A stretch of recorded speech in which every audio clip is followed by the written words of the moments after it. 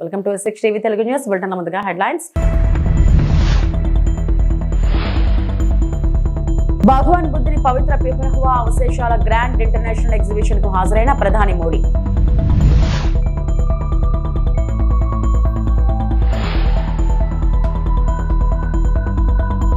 కొండగట్టు ఆంజనేయ స్వామిని దర్శించుకున్న ఏపీ ఉప ముఖ్యమంత్రి పవన్ కళ్యాణ్.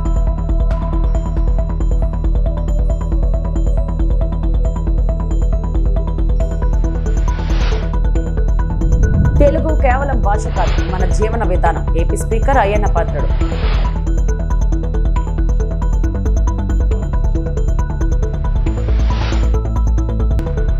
తిరుపతి గోవిందరాజస్వామి ఆలయంలో భద్రతా వైఫల్యం.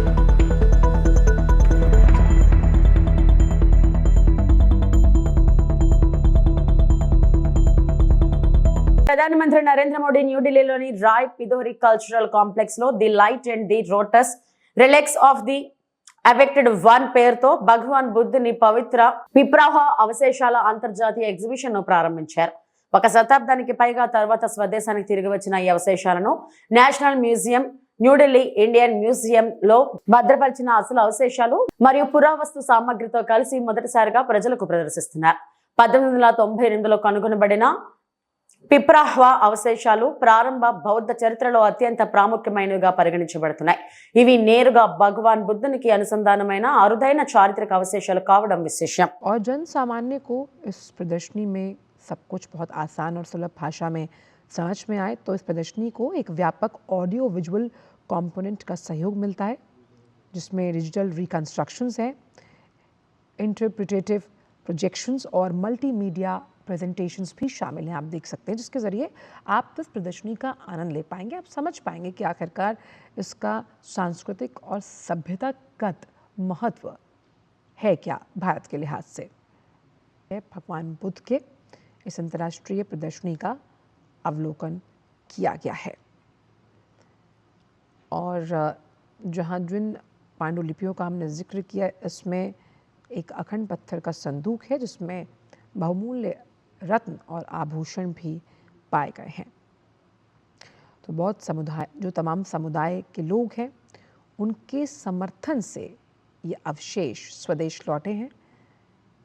तो विरासत को संजो कर रखना जो प्रधानमंत्री की शुरू से कोशिश रही है, उस कोशिश की कड़ी में ये एक और स्वर्णिम अध्याय है, क्योंकि भारत की आध्यात्म विरासत और बौद्ध धर्म को किस तरह से इसकी महत्वता प्रासंगिक है और आज के इस युग में भी बुद्ध से जुड़े उनके वचन, उनके कथन लोग आज भी मानते हैं। तो भारत अपनी सभ्यता विरासत को संरक्षित तो कर ही रहा है, वहीं दुनिया के साथ साझा करने की अपनी इस अटूट प्रतिबद्धता को भी दर्शाता है। तो इन कलाकृतियों की सफल वापसी हुई है, जिसमें मूर्तियाँ, पांडुलिपियाँ और अनुष्ठानिक वस्तुएं हैं, और प्रधानमंत्री ने इसका अवलोकन किया। और 1898 की जब हम बात करते हैं तो खुदाई से जो प्राप्त ये अवशेष हुए, उसमें कई ऐसे प्रमाण मिले जो बुद्ध से जुड़े हुए हैं। और आज का दिन इस विरासत को देखने के लिए भी प्रधानमंत्री ने आह्वान किया है, जिसमें पिपरवा के प्रमाणिक अवशेष साफ तौर पर दृष्टव्य हैं। अवशेषों की स्वदेश वापसी के लिए जिस तरह से काम किया गया, उसका जिक्र भी प्रधानमंत्री ने किया और सराहना की है। और इस अंतर्राष्ट्रीय प्रदर्शनी का उद्घाटन जो है, वो कैसे देश के युवा और बौद्ध धर्म की जो समृद्ध संस्कृति है, उन दोनों के बीच एक सेतु का कैसे काम करेगा, उस संबंध को भी उजागर इस प्रदर्शनी द्वारा किया गया है। ये समझना आज की युवा पीढ़ी के लिए बहुत अहम है कि बौद्ध धर्म के संस्थापक, बौद्ध धर्म की आध्यात्मिक महत्वता, उसके अनूठे ज्ञान के वचन कितने। ఏపీ ఉప ముఖ్యమంత్రి జనసేన పార్టీ వ్యవస్థాపక అధ్యక్షుడు పవన్ కళ్యాణ్ జగిత్యాల జిల్లా కొండగట్టు ఆంజనేయ స్వామిని దర్శించుకున్నారు. ఈ సందర్భంగా ప్రత్యేక పూజలో పాల్గొన్నారు. 35.19 కోట్ల టీటీడీ నిధులతో భక్తుల వసతి కోసం 36 గదుల ధర్మశాల, దీక్షా విరమణ మండప నిర్మాణానికి ఆయన భూమి పూజ చేశారు. అనంతరం మాట్లాడారు. ధ్వానాలు వ్యక్తం చేయాల్సిందిగా కోరుతున్నాం. అందరూ కూడా కరతాళ ధ్వనుల మధ్య శిలాఫలక ఆవిష్కరణ మహోత్సవం గావిస్తున్నారు. చాలాసార్లు నాకు కొండగట్టు పునర్జన్మనిచ్చిందంటే దానికి ప్రత్యక్ష సాక్షి మన సత్యం గారు.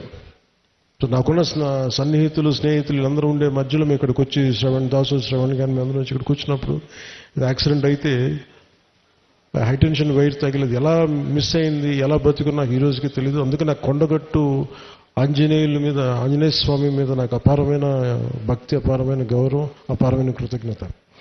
ఈరోజు అర్చక ప్రముఖులు కోరుకున్నారు మాకు ఇక్కడ ఒక దీక్షా విరమణకి సత్రం మనకి ఏదైనా చౌల్ట్రీ ఏదైనా కావాలి, దీనికి ఏదైనా చేయమంటే నేను ఆ రోజు విన్నాను. కానీ అదృష్టవశాత్తు స్వామివారి కటాక్షం ఆశీస్సులు, అక్కడ కూటమి ప్రభుత్వం రావటం, నారా చంద్రబాబు నాయుడు గారి నాయకత్వంలో మేమందరం కలిసి పనిచేయటం, గౌరవ ప్రధానమంత్రి మోదీ గారి సహకారం, మేమందరం కలిసి పనిచేయటం అంటే ఇంతమంది కలిసి నా ఆశీస్సులు మేము ఏ విధంగా రుణం తీర్చుకోవాలని అనడానికి ఈ రోజున మనం ఈ కార్యక్రమాన్ని మనం చూస్తా ఉన్నాం.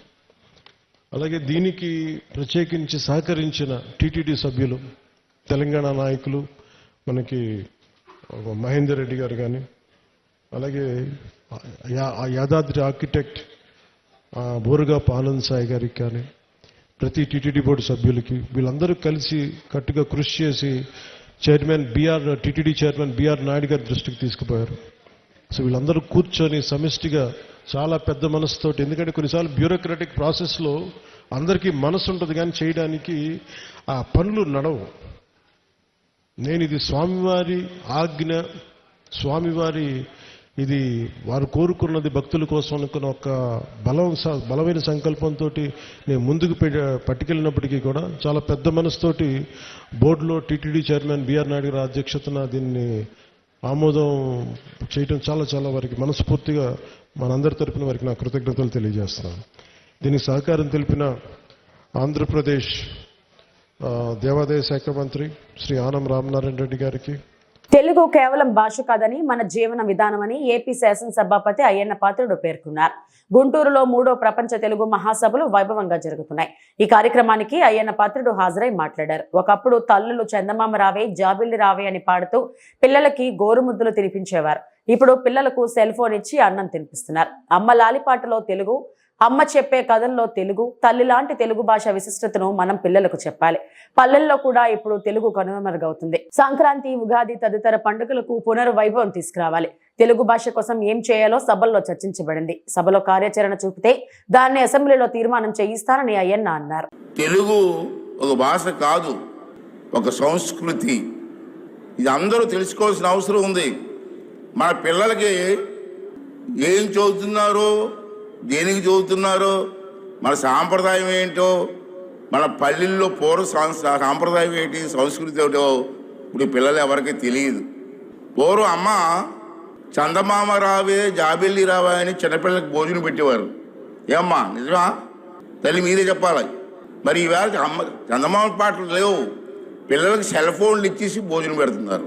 భోజనం పెడితే సెల్ ఫోన్లు వస్తే పిల్లలు సెల్ ఫోన్ చూస్తున్నారు, భోజనం తినిపిస్తున్నారు. అమ్మ ప్రేమే వేరండి. ఇవాళ తెలుగు భాష గురించి మాట్లాడుకుంటున్నాం. తల్లి లాంటి భాష, మన మాతృభాష. దీన్ని అందరం కూడా గౌరవించవలసిన అవసరం ఉంది. మన పిల్లలకి దీన్ని చెప్పవలసిన అవసరం ఉంది. మనం చేస్తాను. తెలుగు కేవలం మాట్లాడే భాష మాత్రమే కాదు. మనందరం తెలుసుకోవద్దంటే మన జీవన విధానం తెలుగు, మన ఆచారాలు తెలుగు, మన సంస్కారాలు సాంప్రదాయాలు తెలుగు. ఇవన్నీ కూడా మన పిల్లలకు చెప్పాలి. మనం ఆ రోజులు పోయి పల్లెల్లో వాతావరణం మారిపోయింది. అంచేత ఇవన్నీ కూడా మళ్ళీ పూర్వంలాగా ఆ వాతావరణం తీసుకురావాల్సిన అవసరం ఉందని చెప్పి మనం చేస్తున్నాను. అమ్మ చెప్పే లాలిపాటలో తెలుగు ఉంది. మన పిల్లలకు తెలిసండి, అది నీకు తెలుసు. అమ్మ చెప్పే లాలిపాటల్లో తెలుగు ఉందన్నారు. అమ్మ చెప్పే కథల్లో తెలుగు ఉంది. పండగల్లో, పెళ్ళిళ్ళలో, పూజల్లో కూడా తెలుగు ఉంది. అలాగే ఇలా మన ప్రతి సంబరాల్లో కూడా తెలుగు ఉంది. ఇవి సంబరాలన్న మాట వచ్చింది, దాని గురించి చెప్పాలి. పూర్వం సంక్రాంతి వస్తే ఓ పండగ, దసరా వస్తే ఒక పండగ, గ్రామాల్లో శ్రీరామనవమి, ఉగాది ఎంతో సాంప్రదాయంగా మన పెద్దలు చేశారు. కొన్నాళ్ళు జరిగాయి అలాగా. ఈవేళ గ్రామాల్లో శ్రీరామనవమి ఎవరైనా చేస్తున్నారండి? ఉగాది పండుగ ఎవరైనా చేస్తున్నారండి? ఇంతకుముందు సంక్రాంతిలో గ్రామాల పల్లెటూరులు వెళ్తే తాడిపెద్దులు రకరకాలుగా వేషాలు వేసుకొని ఒక పండగ వాతావరణం ఉండేది. ఇప్పుడు ఎక్కడైనా కనపడుతున్నాయండి? దాన్ని మళ్ళీ మనం అందరం కలిసి పూర్వ వైభవం మా తెలుగు తీసుకురావాల్సిన అవసరం ఉందని చెప్పి నేను మాట్లాడుతున్నాను. తిరుపతి టీటీడీ శ్రీ గోవిందరాజస్వామి ఆలయంలో భద్రతా వైఫల్యం చోటు చేసుకుంది. ఏకాంత సేవ ముగిసాక ఆలయంలో ఓ వ్యక్తి మద్యం మత్తులో ప్రవేశించాడు. విజిలెన్స్ సిబ్బంది గుర్తించే లోపు ఆలయం గోడ దూకి లోపలికి వచ్చాడు. మహాద్వారం లోపల ఉన్న ఆలయం గోపురం ఎక్కి కలశాలలో లాగే ప్రయత్నం చేశాడు. నిందితుడిని నిజామాబాద్ జిల్లా కుర్మవాడ పెద్ద మల్లారెడ్డి కాలనీకి చెందిన తిరుపతిగా గుర్తించారు. గోపురం పైనుంచి కిందకు దించేందుకు పోలీసులు, ఫైర్ సిబ్బంది 3 గంటలు శ్రమించారు. గోపురానికి నిచ్చెనలు వేసి అతడిని అదుపులోకి తీసుకున్నారు. ఈ ఘటనపై విచారణ తర్వాత అన్ని విషయాలు వెల్లడిస్తామని ఈస్ట్ డీఎస్పీ భక్తవాత్సల్యం తెలిపారు.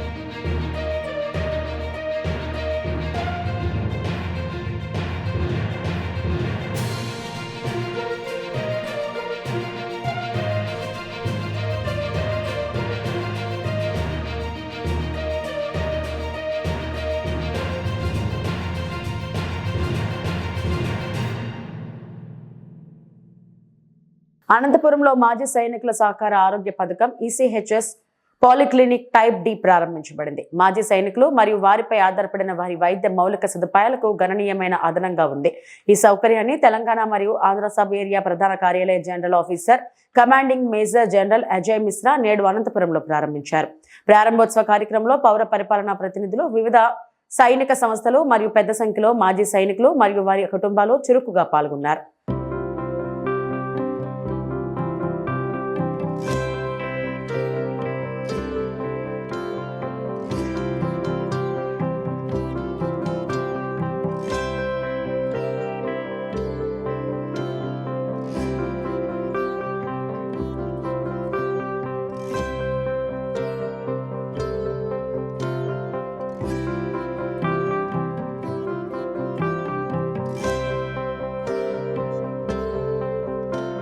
ఈరోజు 3rd జనవరి మన అనంతపురం జిల్లాకు అందరికీ, అనంతపురం సత్యసాయి జిల్లా ఇద్దరికి చాలా శుభకరమైన దినం. ఎందుకంటే today we are inaugurated our own ECHS veteran polyclinic. మన దగ్గర 5,000 చిల్లర సైనికులు ఉన్నారు, మాజీ సైనికులు. వారి ఆరోగ్యం కోసం మనం అందరికీ ఇక్కడ ఫ్రీగా ఉచిత విద్య ఇస్తారు. ఓకే, వైద్యం అందిస్తున్నాం. ఓకే, ఇక్కడ ఇంకా if it is required any specialized treatment, we have an empanelled hospitals are there like Savera, will send you them and it is free of cost. There is no single penny, and also we give the medicines for 30 days for every patient and free diagnostic and everything will be done here. So this is the very, very, very good opportunity to everyone. And it is a very good government of India has given us such a beautiful building and medical facilities to entire our both Satyasai and Anantapur districts. Dhanyawad. Okay. Anantapuram జిల్లా గంజాయి batch పై ఉక్కుపాదం మోపిన అనంతపురం జిల్లా పోలీసులు. అనంతపురం నగరంలో గంజాయి batch కు special treatment ఇచ్చిన అనంతపురం 1 టౌన్ పోలీసులు. గంజాయి విక్రేతలను నడి రోడ్డుపై నడిపించుకుంటూ జిల్లా కోర్టు వరకు తీసుకెళ్లిన పోలీసులు. గంజాయి విక్రయిస్తూ పోలీసులకు పట్టుబడిన 4 నిందితుల నుండి 1.2 కేజీల గంజాయి స్వాధీనం. అనంతపురం జిల్లా ఎస్పీ శ్రీ పి జగదీష్ గారు ఆదేశాల మేరకు మా డిఎస్పీ గారి ఆధ్వర్యంలో మా అనంతపురం 1 టౌన్ పోలీస్ స్టేషన్ పరిధిలో ఉన్న గంజాయి ఎక్కడైనా అమ్మినా కానీ సేధించినా కానీ వాళ్ళపైన ప్రత్యేక చర్యలు తీసుకుంటున్నాం. అందులో భాగంగానే ఈరోజు గంజాయి విక్రయిస్తున్న 4 అరెస్ట్ చేయడం జరిగింది. అరెస్ట్ చేసి వాళ్ళకు ఇంతకుముందు కేసుల్లో ఉన్నారు కాబట్టి వాళ్ళ తల్లిదండ్రులకు గంజాయి తాగే వాళ్ళు కూడా కౌన్సిలింగ్ చేస్తున్నాము. గంజాయి ఎవరు అమ్మినా కానీ గంజాయి పట్ల మేము చాలా కఠినంగా ఉంటాము. ఎవరు అమ్మినా ఎవరు తీసుకున్నా ఏం చేసినా కూడా పోలీస్ శాఖ చాలా గట్టిగా వ్యవహరిస్తారని చెప్పి తెలియజేస్తాం. అమ్మే వాళ్ళని పట్టుకున్నామండి. అమ్మే వాళ్ళని పట్టుకున్నాము. దానికి అలవాటు పడిన పిల్లలు ఎవరైనా ఉంటారో కన్జ్యూమర్స్ ఎవరంటే వాళ్ళని పిలిపించి దీనికి పంపిస్తాం. అడిక్షన్ సెంటర్కి పంపిస్తాం. ఇది వచ్చేసి ఇక్కడ ఆజాద్ ఫంక్షన్ హాల్ అక్కడ ఓపెన్ ఏరియా ఉంది కదా, సమాధులు ఉండే చోట, అక్కడ వీళ్ళని అరెస్ట్ చేయడం జరిగింది. గత 2-3 నెలల నుంచి అమ్ముతున్నారు. దీంట్లో ఒక అతను ఇమ్రాన్ అనే పిల్లోడికి ఇంతకుముందు కూడా గంజాయి కేసుల్లో ఇన్వాల్వ్మెంట్ ఉన్నాడు. మిగతా వాళ్ళంతా ఫ్రెష్గా అలవాటు పడిన వాళ్ళు, అమ్మడానికి అలవాటు పడిన వాళ్ళు, కొత్త వాళ్ళు. మొత్తం 1 కేజీ 200 గ్రాములు దొరికిందండి. నలుగురు కూడా టీవీ టవరు, బుక్కరాయ సముద్రం వాళ్ళు వివిధ మన టౌన్లోనే వివిధ ప్రాంతాల్లో ఉండేవాళ్ళు. తెలంగాణ ఉద్యమంలో రాష్ట్రం ఆవిర్భవించడానికి జర్నలిస్టుల పాత్ర ఎంతో ముఖ్యమైనదని మనందరికీ తెలుసు. జర్నలిస్టుల అభివృద్ధి, మీరిచ్చిన హామీలకు కట్టుబడి నిధులు విడుదల చేయాలి. BRS MLC Yelugandula Ramana. అధ్యక్ష, అవకాశం ధన్యవాదాలు. Telangana union of working journalist అని చెప్పని ఉన్నటువంటి సంఘం నిన్న వారు వచ్చి విజ్ఞాపించిన అంశం అధ్యక్ష, ప్రధానంగా తెలంగాణ ఉద్యమంలో జర్నలిస్టుల పాత్ర ప్రధానం అనేది అందరికీ తెలిసిన విషయమే. వివరం కూడా దాన్ని కానకు వీల్లేదు. పెద్దలు కేసీఆర్ 2016లో వాళ్ళ కూర్చోబెట్టి మాట్లాడి వాళ్ళతో చర్చించి వాళ్ళకు సరైన న్యాయం చేయాలని చెప్పనేటువంటి భావనతోని 239 జీవో ఇస్తే దాంట్లో మొట్టమొదలుగా 18,000 మందికి అవకాశం వచ్చింది అధ్యక్ష, జర్నలిస్టులుగా కార్డులు రావడం అనేది. అది తర్వాత 2022లో 23,000కు పెరిగింది అధ్యక్ష. అంటే పెరుగుతున్న సంఖ్యకు అనుగుణంగా వాళ్ళ అవకాశాలు ఇస్తే నూతనంగా చూడటువంటి ప్రభుత్వం ఎన్నికలలో జర్నలిస్టులకు అనేక హామీలు ఇచ్చి ఇవాళ వచ్చిన తర్వాత వాళ్ళ కొత్త జీవో తేవడం వల్ల ఆ జీవో ద్వారా కేవలం 13,000 మందికే అవకాశం వచ్చే పరిస్థితి వచ్చింది అధ్యక్ష. ఆ జీవో నెంబర్ 252. ప్రధానంగా ప్రెస్ కౌన్సిల్ ఆఫ్ ఇండియా గుర్తింపు ఇచ్చేటువంటిది కేవలం అప్లికేషన్ కార్డులే, ఇతర కార్డులు మాత్రం ఎట్లాంటి పరిగణలు తీసుకోరు. ఆ గుర్తింపు వల్ల వీళ్ళకు సరైన న్యాయం జరుగుతుంది అధ్యక్ష. ఒకవేళ వాళ్ళు ప్రమాదపరంగా ప్రాణం పోయినా ఇతరత్ర ఏమైనా ఇబ్బందులైనా కానీ 5 లక్షల రూపాయలు ఆ కుటుంబానికి ఇచ్చేటువంటి వెసులుబాటు ఉంది. అంటే దాన్ని కోల్పోయే పరిస్థితి వచ్చింది. రాష్ట్ర ప్రభుత్వ పరంగా పెద్దలు కేసీఆర్ గారు ఒక 40-42 కోట్ల రూపాయలు ఇస్తే గతంలో పెన్షన్లు కానీ వాళ్ళ విద్యకు సంబంధించి కానీ ఇతరత్ర ఆర్థికంగా వాళ్ళని ఆదుకున్న పరిస్థితి ఆ యొక్క ప్రెస్ కౌన్సిల్ స్టేట్ ఉన్నటువంటి ఆ కమిటీకి అవకాశం ఉండే. నేడు దాన్ని 100 కోట్లకు పెంచుతామనేటువంటి మాట కాంగ్రెస్ పార్టీ ఎన్నికల్లో వచ్చింది. దానికి అనుగుణంగా ఈ మధ్యన ఒక 10 కోట్ల రూపాయలు విడుదల ఇస్తామనేటువంటి మాట చెప్పడం జరిగింది. చెప్పిన మాటకు అనుగుణంగా 10 కోట్లు విడుదల కాలేదు, 100 కోట్లు బడ్జెట్లో కేటాయించలేదు. ఆ చెప్పిన మాటకు అనుగుణంగా 10 కోట్లు వెనువెంటనే విడుదల చేయాలని చెప్పని, అదేవిధంగా రాబోయే బడ్జెట్లో 100 కోట్లు మీరు ఇచ్చిన మాట ప్రకారంగా కేటాయించాలని చెప్పని, దీనివల్ల వచ్చేటువంటి ఫలితాలు ఉన్నాయి అధ్యక్ష. వాళ్ళకు ఉండేటువంటి రాష్ట్రంలో ఆరోగ్య బీమా పరంగా కానీ, అదేవిధంగా జీవిత బీమా పరంగా కానీ, రైల్వే పాస్లకు కానీ, బస్సు సౌకర్యాలు కానీ అవకాశం వచ్చే పరిస్థితి కనుక ఆ 100 కోట్లు కేటాయించినట్టయితే వాళ్ళకు న్యాయం జరుగుతుంది. దానికి అనుగుణంగా రాష్ట్రంలో ఉండేటువంటి జర్నలిస్టులు ఎవరైతే అర్హులు ఉన్నారో వాళ్ళకి ఇంటి స్థలాలు కేటాయిస్తామనే మాట ఇచ్చిర్రు. అది కూడా అమలు చేయాలని చెప్పని గౌరవ మంత్రి వర్యులకు స్వయంగా వారికి అనుభవం ఉంది. ఇందులో వారికి కూడా ఒక సంస్థ ఉంది. అందులో ఉండేటువంటి సిబ్బంది సాధక పథకాలు వారు తెలుసు కనుక వాటిని ప్రత్యేక దృష్టి పెట్టి రాష్ట్రంలో ఏ విధంగా అయితే ఉద్యమకారులకు, ఉద్యమ నాయకులకు అవకాశాలు వచ్చినాయో దానికి అనుగుణంగా ప్రభుత్వ పరంగా వీళ్లకు సేవ చేయాలని చెప్పని మీ ద్వారా విజ్ఞప్తి చేస్తున్నాను. ధన్యవాదాలు. అధ్యక్ష, గౌరవ సభ్యులు ప్రస్తావించిన స్పెషల్ మెన్షన్ అంశాన్ని నోట్ చేసుకోవడం జరిగింది. Thank you. అనకాపల్లి జిల్లా నర్సీపట్నం గంజాయి వ్యసనంపై అవగాహన కల్పించేందుకు నర్సీపట్నంలో పోలీసులు విద్యార్థులతో కలిసి ర్యాలీ నిర్వహించారు. గంజాయి వద్దు ఆరోగ్యం ముందు, నిండు జీవితం గంజాయి పాలు కానివ్వద్దు అంటూ విద్యార్థులు నినాదాలు చేశారు. కార్యక్రమంలో డీఎస్పీ శ్రీనివాసరావు, పట్టణ CI Shaik Gafoor, rural CI Revathamma పాల్గొన్నారు. యువత గంజాయి నుండి దూరంగా ఉండాలని పిలుపునిచ్చారు. Principal junior civil judge D Sribharani Abid కూడల నుంచి శ్రీకన్యా కూడలి వరకు నిర్వహించిన ర్యాలీకి జెండా ఊపి ప్రారంభించారు. డీఎస్పీ మాట్లాడుతూ హోంమంత్రి అనిత పాయక్రావుపేట నుంచి ప్రారంభమైన చైతన్యం సైకిల్ యాత్ర ఇప్పటికే 1000 కిలోమీటర్లు పూర్తి చేసిందని, గంజాయి నిర్మూలన కోసం కఠిన చర్యలు తీసుకుంటున్నామని తెలిపారు. విద్యార్థులు, విద్యా సంస్థల ప్రతినిధులు స్వచ్ఛందంగా పాల్గొని గంజాయి రహిత సమాజం కోసం కలిసి పనిచేద్దామని పిలుపునిచ్చారు.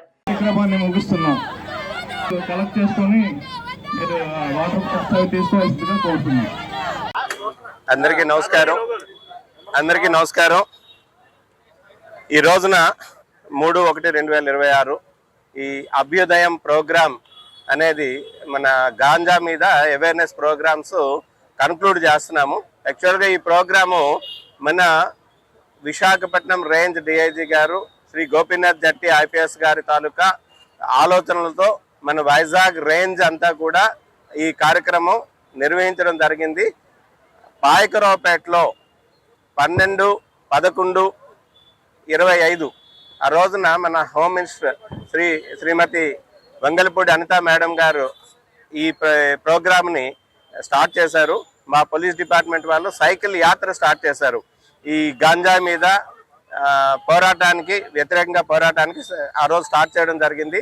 ఆ ప్రోగ్రాం మన విశాఖపట్నం, అనకాపల్లి, తరువాత శ్రీకాకుళం, విజయనగరం ఈ ఉమ్మడి జిల్లాల్లో ఈ కార్యక్రమం సుమారు 52 రోజుల పాటు 1000 కిలోమీటర్లు తిరిగి అవేర్నెస్ ప్రోగ్రామ్స్ కండక్ట్ చేశారు. ఈ రోజు కన్క్లూడ్ అవుతుంది.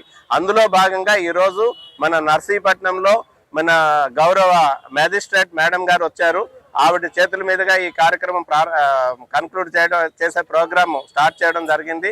సో చాలా మంది స్టూడెంట్స్ అందరూ కూడా ఈ కార్యక్రమంలో పార్టిసిపేట్ చేయడం జరిగింది. ఈ అవేర్నెస్ లో భాగంగా మన ఈ అనకాపల్లి జిల్లాలో ఈ సంవత్సరంలో సుమారుగా 129 కేసులు రిజిస్టర్ చేయడం జరిగింది. అలాగే 423 మంది అక్యూజ్డ్ని అరెస్ట్ చేయడం జరిగింది. 8,864 కేజీల గాంజాను సీజ్ చేయడం జరిగింది. 118 వెహికల్స్ కూడా మనం సీజ్ చేయడం జరిగింది. అలాగే 7 లీటర్ల హ్యాషిష్ ఆయిల్ కూడా సీజ్ చేయడం జరిగింది. ఇదంతా కూడా పకడ్బందీగా మన అనకాపల్లి జిల్లాలో 5 చెక్ పోస్టులు పెడుతూ, అట్లాగే డైనమిక్ చెక్ పోస్ట్ కూడా ఆల్టర్నేటివ్ రూట్స్ లో కండక్ట్ చేస్తూ ఈ గుడ్ వర్క్ చేయడం జరిగింది. అట్లాగే ఈ అవేర్నెస్ ప్రోగ్రామ్స్ కూడా 5,032 ప్రోగ్రామ్స్ కండక్ట్ చేయడం జరిగింది. అందులో 1,68,000 మంది స్టూడెంట్స్ ని మనం ఎడ్యుకేట్ చేయడం జరిగింది. అట్లాగే 1,22,623 మంది విలేజర్స్ ను కూడా మన జిల్లాలో మనం ఇవి ఇప్పటివరకు నా బులెటిన్ అప్డేట్స్.